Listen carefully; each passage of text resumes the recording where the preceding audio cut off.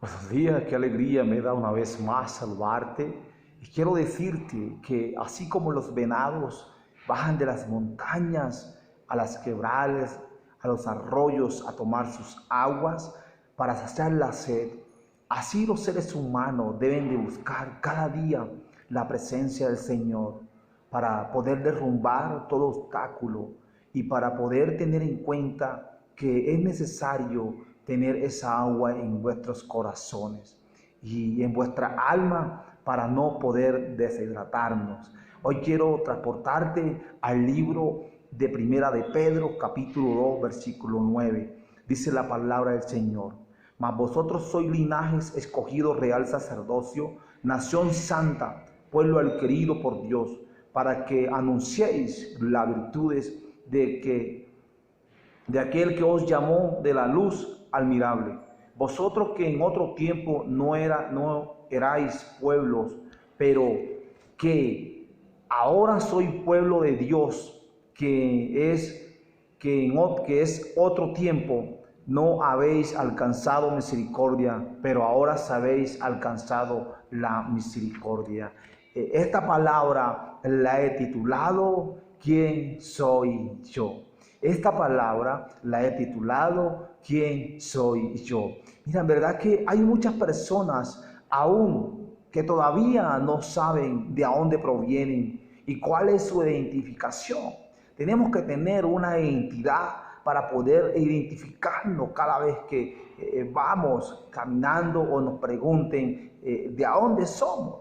Nosotros, para poder ingresar a un hospital o pedir una consulta médica, tenemos que mostrar un carnet. Ese carnet nos está identificando a nosotros literalmente. Traiga a memoria el Espíritu Santo de Dios aquella palabra cuando Jesús resucitó al tercer día y iba de camino a Maús y se encontró con unos de sus discípulos, y empezaron aquellos discípulos a hablarle a Jesús, a decirle: no te das cuenta, no te acuerdas de lo que pasó hace 3 días. Y Jesús empieza a preguntarle y a preguntarle, y entonces ellos dicen: un hombre profeta, un hombre de buenas obras. Estos discípulos de Jesús no estaban identificados con Jesús, no tenían esa identidad de Jesús, no sabían realmente quién eran ellos, porque aún su conocimiento espiritual estaba completamente perdido. Así que yo te quiero decir en esta tarde que si tú andas con Jesús y caminas con Jesús y Jesús está en ti, considérate que tú eres un hijo de Cristo. Cuando la palabra dice: mas vosotros sois linaje escogido, dice la palabra, es una raza nueva escogida por Dios. ¿Por qué una raza nueva escogida? Porque la primera generación, la primera raza que el Señor hizo, que fue en los cielos, ellas se desviaron del camino. Lucifer se desvió del camino, pero hoy en día nosotros tenemos que identificarnos con Cristo. O sea, ¿por qué? Porque Cristo nos dice a nosotros que, y además Cristo es el Rey, y Él nos dice que somos sacerdotes, que estamos con Él, y si también estamos con Él, somos reyes y sacerdotes delante del Señor. A ver, porque en Apocalipsis capítulo 11, capítulo 1, 6 dice: y nos hizo reyes y sacerdotes para Dios su Padre. O sea que tienes una identidad, eres un rey, tú te identificas delante de la persona, delante de Dios, como un rey, como un sacerdote de Cristo, como un rey de Cristo. Todo esto es posición. Nunca se puede obtener estos títulos que el Señor nos da a nosotros si Cristo no está en el ser humano. Si Cristo no está en el ser humano, no hay nada que hacer. Tenemos que identificarnos de dónde proviene. Por ejemplo, el Señor a nosotros nos hace un llamado divino al arrepentimiento. ¿Y por qué el Señor nos hace este llamado divino al arrepentimiento? Para que tengamos una buena identidad y sepamos nosotros que hay algo muy importante que debemos hacer. ¿Y qué es lo que debemos hacer nosotros tan importante en esta vida? Arrepentir. ¿Sí? Porque el libro de Jeremías capítulo 35, 15, ahí encuentra estas palabras que te estoy hablando. Y envié a vosotros todos mis siervos y profetas desde temprano y sin cesar para hablarle de Cristo, para hablarle de Dios. Muchos predicadores y profetas están hoy en día hablando de la palabra del Señor. Pero verdaderamente cuando estos profetas van y hablan a la palabra del Señor, el Señor está haciendo un llamado divino para que tú entres a la casa de nuestro Señor Jesucristo, para que el Espíritu Santo venga y more en ti y empiece una vez más completamente a revivir una vida nueva. Hay muchas personas que tienen un ego personal, que tienen un egocentrismo y ellos dicen, hoy en día se escuchan muchas estas cosas en todo el pueblo colombiano y en el mundo, y lo primero que dice, tú no sabes quién soy yo. Nosotros en verdad sí sabemos quién son ellos. Ellos sí sabemos. ¿Por qué? Nosotros tenemos que responderle como cristianos en Cristo tenemos que decirle, yo sí sé quién eres tú. Tú eres creación de Cristo Jesús.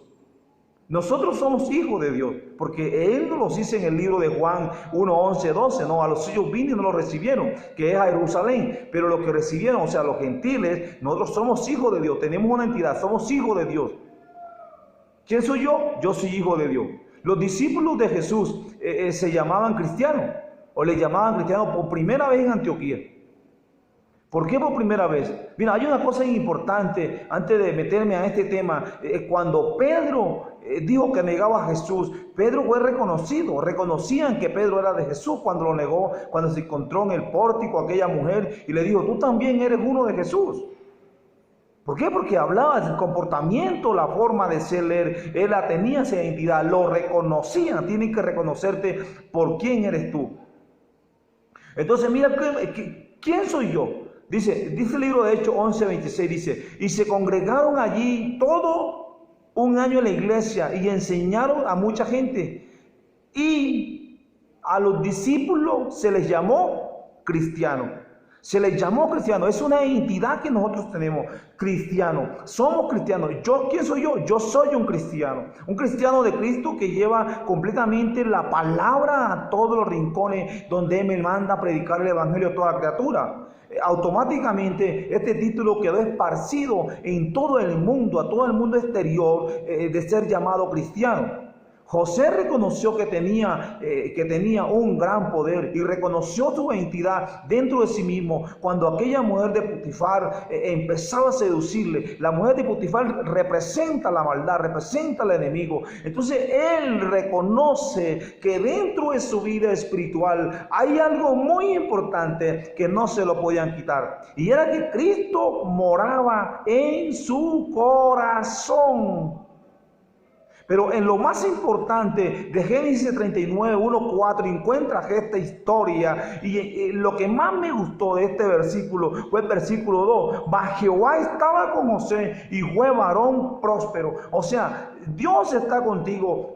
Tú tienes que reconocer que hay algo muy especial. Por ejemplo, a Pedro y a Juan eran reconocidos porque hablaban con autoridad. O sea, el cristiano tiene autoridad para hablar, para derrotar demonios, para derrotar mentirosos y para pararse delante de un concilio y decirle, no, así no son las cosas, son de esta manera, Cristo vive. Entonces hay algo muy importante que cuando el libro de Hechos capítulo 4, 13, 14 nos habla y me dice, entonces viendo el desnudo de Pedro y Juan y sabiendo que eran hombres sin letra y de vuelvo se maravillaban y se regocijaban como que si estaban con Jesús. O sea, no era que Pedro ni Juan no habían estudiado ni habían ido a una escuela. Lo que sucede es que ellos no fueron a la escuela de rabines, o sea, de maestros, pero ellos tenían algo que no tenían ellos, tenían el conocimiento de Dios, eran más inteligentes que estos magistrados y que este concilio.